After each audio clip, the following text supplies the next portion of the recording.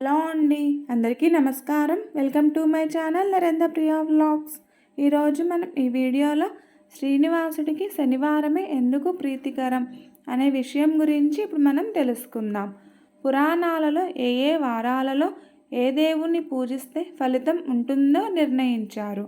అంటే ఆదివారం సూర్య భగవానుడు, సోమవారం శివుడు, మంగళవారం సుబ్రహ్మణ్య స్వామి మరియు ఆంజనేయ స్వామి, బుధవారం అయ్యప్ప స్వామి, గురువారం సాయిబాబా, శుక్రవారం అమ్మవారు, శనివారం శ్రీ వెంకటేశ్వర స్వామికి ప్రత్యేకం.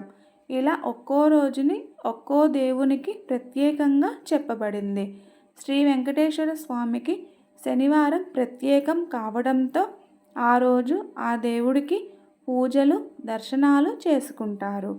కలియుగంలో అత్యంత శక్తివంతమైన దైవం శ్రీనివాసుడు. ప్రతి భక్తుడు ఆ అలంకార ప్రియుడిని శనివారమే దర్శించుకోవాలని భావిస్తాడు. ఇంతకీ శనివారం శ్రీ వెంకటేశ్వర స్వామికి ఎందుకు ప్రత్యేకం? ఆ రోజు ఏడుకొండల వాడిని పూజించాలా? మిగిలిన రోజుల్లో శ్రీనివాసుడి కరుణ కటాక్షాలు పొందలేమా? ఇలాంటి ఎన్నో విషయాల గురించి ఈ వీడియోలో మనం తెలుసుకుందాం.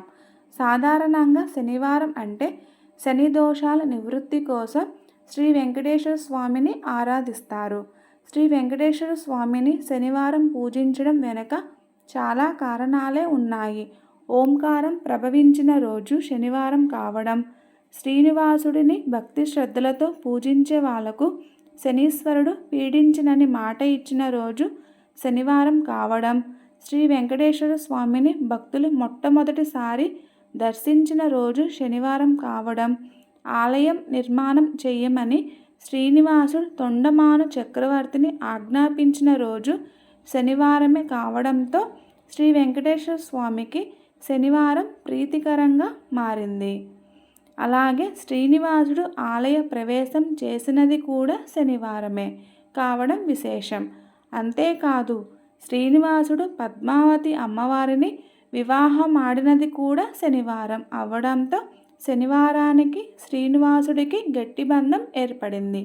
అలాగే శ్రీనివాసుని సుదర్శనం పుట్టినరోజు కూడా శనివారం అవ్వడంతో ఆ ఏడుకొండల స్వామి వెంకటేశ్వరునికి శనివారం అంటే అత్యంత ప్రీతికరమైనది. అందుకే ప్రతి భక్తుడు శనివారమే ఆ వెంకటేశ్వరుని దర్శనం చేసుకోవాలని కోరుకుంటాడు. ఈ వీడియో కనుక మీకు నచ్చినట్టయితే ప్లీజ్ లైక్ చేయండి, షేర్ చేయండి. కొత్తగా మన ఛానల్ ఎవరైనా చూస్తున్నట్టయితే ప్లీజ్ సబ్స్క్రైబ్ చేసుకోండి.